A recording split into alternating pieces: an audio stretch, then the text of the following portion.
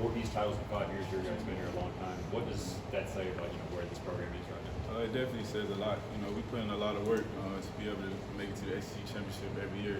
That's our ultimate goal, and that's a step forward to us to making it to the playoff and national championship and things like that.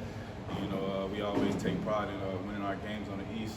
Like I said, when any team plays us on the East, we make sure that they don't want to play us again. So that's our goal every time we step out on the field on the East side. We want to dominate this division. I feel like we've done a pretty good job of that over the past couple of years. How does that fall into that? Because obviously this is a program that's got bigger goals. Is winning the East like the first step? Is it a goal and you see what else happens after that? Like how would y'all describe it? Yeah, I mean it's definitely the first step, but there's plenty more steps we got to go. That this is just a stepping stone to get where we want to go. Our ultimate goal, like I said, we want to make it to the top. We want to, at the end of the year, we want to be the #1 team in the nation and things like that. So it's definitely a goal accomplished, a milestone that we wanted to reach, but we're not done yet at all. Chris, just talk about getting back in the field last week against Florida. I know you dressed against Kentucky. Did it play like you kind of wanted to get back out of that? How are you right now? Yeah, I definitely wanted to play. I miss being out there with the guys and stuff like that. So it was great being able to get back out there against Florida and be able to go to war with the guys and things like that. I'm a real competitive guy, so not being able to be out there against Kentucky, it was really biting and eating at me and stuff like that. But it was great to be able to see other guys get opportunities and things like that. And like you said, them guys went out there and handle business as always.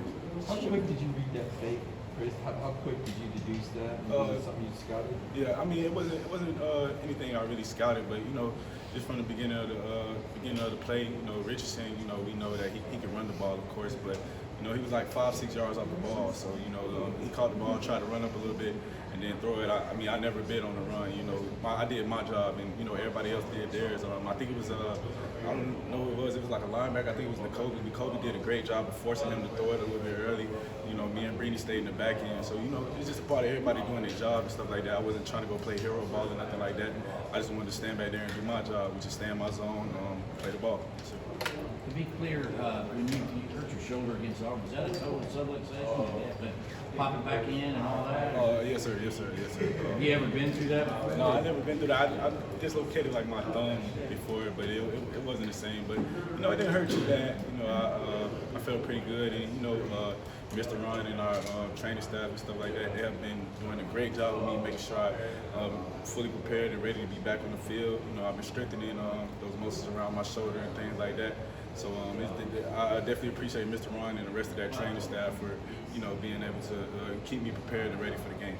I'm going to speak on Kobe Dean's read you made on that take 6. What you saw down. How was he able to do that? Yeah, Kobe's an awesome player. Just to start off, and he's so smart. I love being able to be on the field with him because he just makes me feel so comfortable. He's going to always make sure that the whole defense is on the same page as well as I and the D line. It's always a working thing.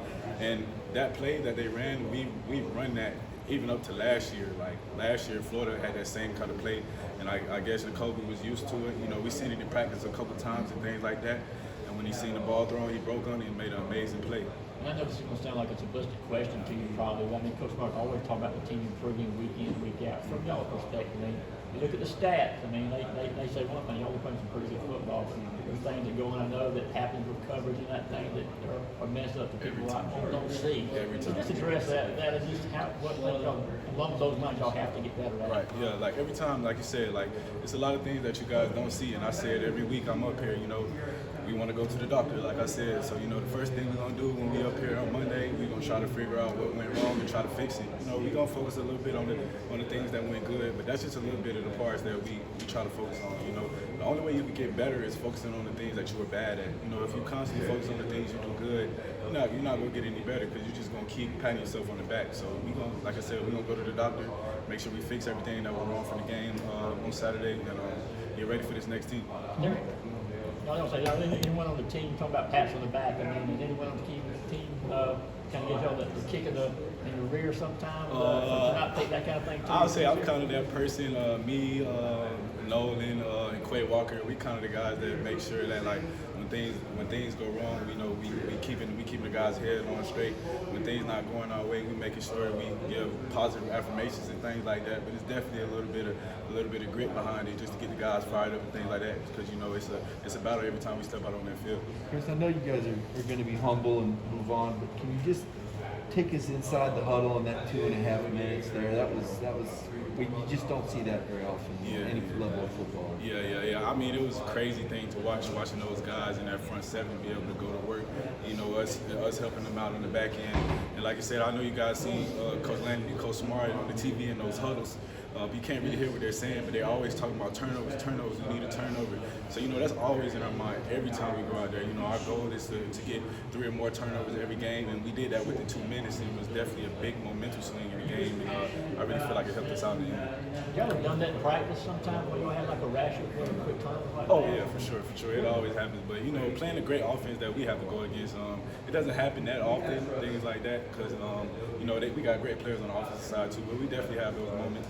But I like to thank our guys on the offensive side of the ball too, because you know they definitely make sure, and our scout team is always to make sure that we're well prepared for when we get into game situations like that, we can execute. I want to ask you about